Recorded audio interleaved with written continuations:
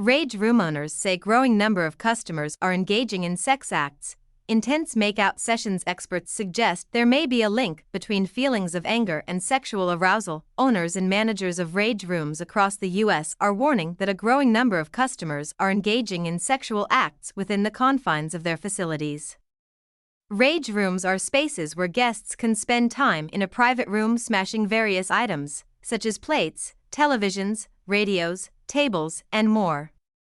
With blunt objects, according to a report in USA Today, customers often come for bachelorette parties or date nights and wear protective gear as they slam crowbars, baseball bats, and sledgehammers down on fragile objects. Rage rooms, which boomed following the COVID-19 pandemic, offer visitors a safe space to release pent-up anger. But now customers are using the venue for another type of cathartic release. Anger can motivate people to achieve their goals, new study suggests. Sharpened focus.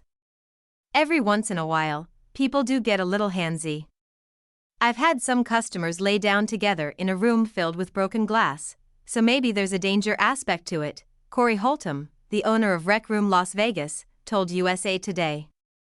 Being in that atmosphere, it's super weird, so I think people tend to go to a primal place.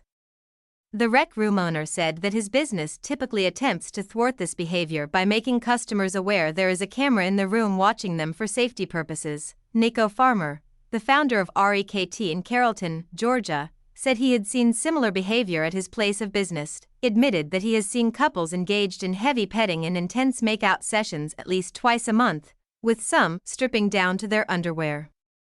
Experts told USA Today that there may be a physiological and psychological link between intense emotions, such as anger and sexual arousal. Justin Lehmiller, a research fellow with the Kinsey Institute for Research in Sex, told the outlet that both aggression and sexual behaviors activate an individual's fight or flight response, triggering adrenaline. This response increases blood flow throughout the human body, including the genitals, which may lead to a sexual response, but Lehmiller suggested that inside rage rooms, people are confusing the physiological response of anger or excitement with sexual arousal, likely attributed to the fact that they are inside a room with someone they are attracted to.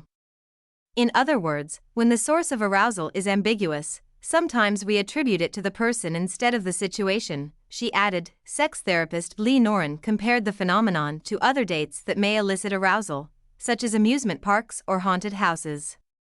If you look at shows like The Bachelor, where they often go on dates like bungee jumping, they seem to fall in love more easily, she said.